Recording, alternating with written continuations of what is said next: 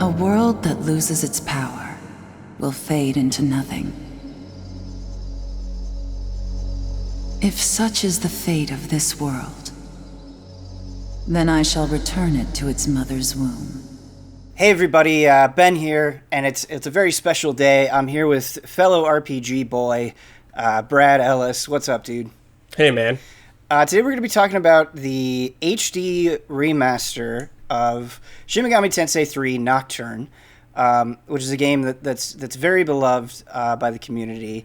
To give some of my own history, I played a little bit of Nocturne when the PS2 version released on PS3.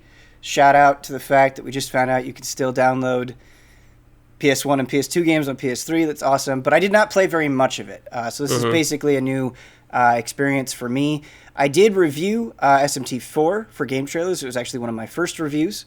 And it was a treat getting to do that. I actually, I was, very aggressive. I was like, please let me review this. So that was cool. But Atlas was kind enough to give us some early access to this HD remaster. And I am frustrated because what we can talk about in the preview is very, very limited. It's only about 3 hours of gameplay. And I want to talk about much more because, it's extremely obvious why this game is so beloved. We talk a lot about vibes or atmosphere, and this game just has incredible atmosphere. Yeah. And I guess to maybe draw in people who aren't familiar with SMT at all, or are not really sure what I'm talking about, I think, honestly, if you like things like Bloodborne and kind of the desolation that atmosphere, I think you're going to get a very similar feeling here. So to set it up, you and your friends go to this hospital, and you're just looking for your teacher, and then the world ends, and you get, of course, you get this parasite dumped into your mouth, and you turn into a demi-fiend, and everyone is dead, and you have to explore Tokyo, and you have to convince demons to join your side and make up your party, and then if you're familiar with Persona, let's say you go and you fuse those demons to form stronger demons and that sort of thing. Right. But yeah, it's incredibly dark, desolate, I would say are appropriate words. But I think the thing that really sells it and separates it from other things beyond music and art, which I'll get into, is it does dark humor very, very, very well. So when you're exploring sort of the ruins of Tokyo, there will be these spirits of people. And they may not understand why they're dead, or it might be the spirit of a drunk guy or something. Yeah.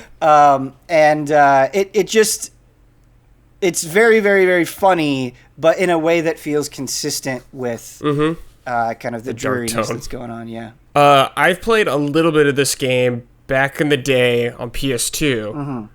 I don't remember a ton about it, but one thing I remember at the time for me, it was a very difficult game. How did you feel about that now coming back to it? Well, it's tough because for this preview, I don't think I was able to get to any of the difficult parts. Things. Sure. Matador is sort of the infamous, this is where the real game begins. And so, no, I haven't found anything that's been too difficult. But I will say, if you are familiar with SMT, if you've played other SMT games, whether core SMT games or the numerous spin-offs, you're going to have a huge leg up because I was like, okay, I'm going to, level myself up, level up my demons, make sure that I have a full party with me when I go into the first boss, that kind of thing. And so I definitely felt like past experience with other games allowed me to easily get into this one. I do wonder if you don't have that, what you'll think, because it's not that it doesn't go over the mechanics at all, but it doesn't really hold your hand either. Right. You either know what you're doing or you don't when it comes to party management and that sort of thing. So I am curious how people like completely unfamiliar with the series will feel, and I think once I get farther into the game, I'll be able to answer that difficulty. But on that point, Brad, it's a really good thing that you brought up. There's a new thing for this version of the game called the merciful difficulty, where it will take it super easy on you. If you just want to get through the story, you can do that. But going a little bit more into the gameplay, Brad, we've talked about the atmosphere, but the gameplay is also just fantastic. Again, I think if you're kind of unfamiliar with the series, it might be a little bit disorienting, but if you have some SMT experience, it's just wonderful because you are sort of forming this party of demons and you have to negotiate with them. And there's so much kind of randomness to it that it makes battles pretty exciting. You might run into a demon and it might demand that you pay it a bunch of money before it joins you, or it might ask for an item. Or there were demons that did not want to talk to me at all, but I was fighting them a bunch, and then one of the times that I fought them, they were like, wait, don't kill me, I'll join you, like, please, that'd be cool. And so I think those elements add a lot of personality to these demons, depending on which demon you're talking to. They will have an entirely different tone to them, so it really makes them feel distinct, makes them feel special. But beyond the randomness, one of the Kodama that I had in my party, he was like, hey, you're doing a good job. I'm going to give you this gift, right? And so it seems like keeping demons around, leveling them up, they'll reward you with some sort of present. But then there was one time the demon was like, hey, is it cool if I change this skill? And it didn't tell me what the skill was going to change into. And it was like, oh no, like that was definitely a downgrade. Like I didn't want that. Oh no. Yeah, and so you have to kind of be on your toes with that stuff. My pixie turned into a high pixie, so that was nice. It was just it sort of felt, like an evolution, which was great. But there's all of these things that are happening that I think kind of keep you on your toes in a good way, and you sort of have to roll with the punches or reload a save, which is nice. Yeah, I have a question. So with now that Persona has become such a huge thing, which is like a Shin Megami Tensei spinoff, pretty much, I guess. A lot of people like Persona was like the intro for a lot of people into this series, the Shin Megami Tensei series. So, what could you say is like some similarities or something people could expect who are familiar with Persona, who have maybe have never tried these games or heard of them or think about hopping in to the more proper Shin Megami games? Yeah, I think if you enjoy Persona, you owe it to yourself to check this out, because there's a lot of similarities in terms of the battle system. What I'm talking about with demon negotiation and that sort of thing is familiar. There's also the press turn system, which is kind of like the one more system in Persona 5, where if you exploit an enemy's weakness, you'll get to take multiple turns in battle, but the enemy gets to do the same for you, so you have to kind of be aware of it both offensively and defensively, which is cool. But I would say the biggest thing separating it and why it's worth checking out is the way that I would describe Persona is they're very personal games, right? So they're very character-driven, right?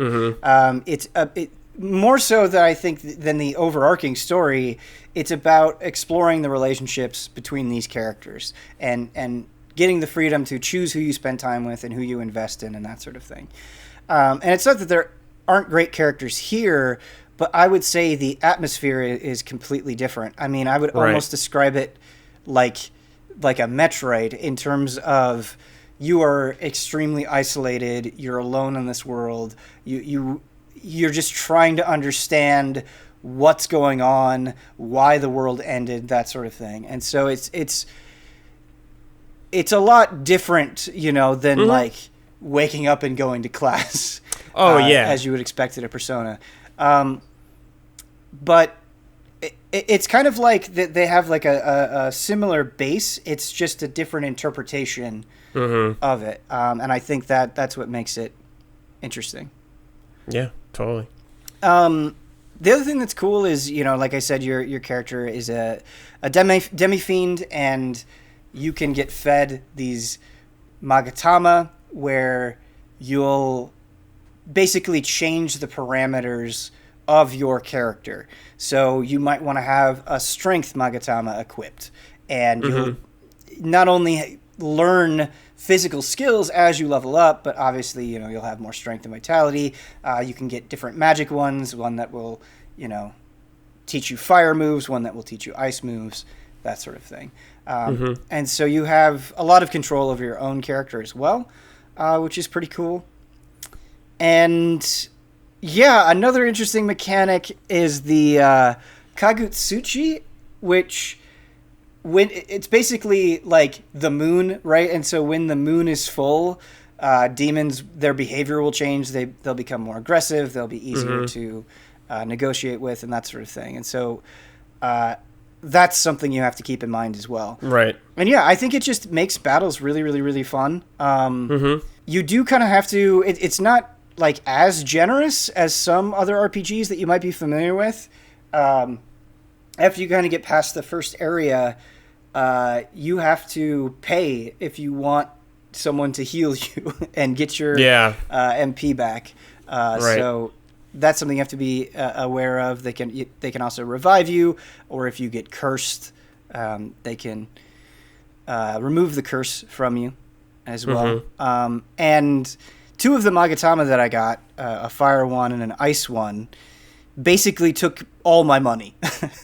The game didn't let me know that it was at this shop. I just stumbled into a shop. It was being run by a Jack Frost, and they were both super expensive. So I think in terms of forgivingness, it's probably less forgiving than maybe modern JRPGs. I mean, as someone who, like, Persona 3 is really kind of when I really got into Shin Megami Tensei games, I guess. This sounds appealing to me. It sounds like it has, like, all the combat stuff I really liked about those games, with the demons and negotiating. And could you fuse in this game or anything like that? Yep. Okay. So you go to the Cathedral of Shadows is what it is, and you can fuse demons. Which, the fusion can go wrong. You can have accidents, and you may not get what you want, which is a funny thing to bring up. Yeah, it is funny. But I think what you said, the most appealing part to this whole thing is the atmosphere and the kind of sense of isolation you're talking about. Like, you kind of just going through dungeons, which are essentially different parts of Tokyo, I assume. Just very feeling the mood kind of going there. Does it feel like a lot of tension going in there? Yeah, definitely. Just a lot of tension because I think a lot of the tension comes from the press turn battle system. Like I mentioned, where you might run into a demon for the first time and you're like, I don't know what it's going to cast, right? So I might be weak to a particular spell. It casts that spell. Suddenly it's getting extra turns in battle and I got wiped out. Or like my character missed an attack and suddenly my turn's over. So I think just kind of the bread and butter mechanics of the battle system make it so things are very tense. But that's also nice because, as you're in an area and as you're fighting the same enemies, you kind of get used to them. You know what they're weak to, you know what to expect, and so you kind of get mastery over individual areas as well. But that means when you go to a new area, it's kind of frightening all over again. Sounds cool. The character designs and the demon designs are absolutely fantastic. Kaneko is a god. I would say this game is worth playing for the art alone. I do have two disappointments kind of with this remaster. I think the characters look great. I think the demons look great in this remaster, but there are some textures, like some environment textures that look really bad, really blurry and noticeable in a way that I wasn't expecting. We are pre-release right now, but that was definitely something that caught my eye. Things were not, especially the environments, things were not as sharp maybe as you would hope. And the music, which is fantastic, sounded a little compressed. The music did not sound remastered, or it was definitely noticeable that like it maybe wasn't the absolute highest quality. So there was that, which was a little disappointing. But yeah, I was playing the PC version. Okay, so you didn't notice anything. I know it might be hard, but anything other tweaks that you may have noticed that's new to this version? Yeah. Oh, Brad, I was going to mention this a while ago, and I completely forgot. Yes, there is a big tweak. There's voice acting. So the original game did not have voiced cutscenes and stuff, and there's a lot of voice acting in this. There's English voice acting, there's Japanese voice acting, and what's great is you can switch at any time. That is great. Yep. So you don't have to quit out to the main menu to switch. I tried out both the English voices and the Japanese voices. I would definitely say I preferred the Japanese voices a little bit more. The English voice actors were not bad, but like they kind of sounded like bratty high schoolery in a way that You sure? didn't quite fit. They With are the high tone? schoolers, yeah, but it Right. did, just their voices didn't quite fit for like, I don't know, the kind of the ambiance of everything else, I guess. Right. Yeah. Cool.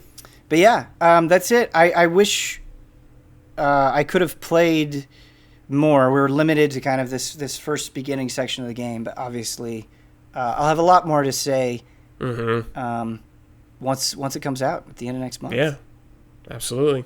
Thanks, Brad. Yeah. You who would enter my world, reveal your heart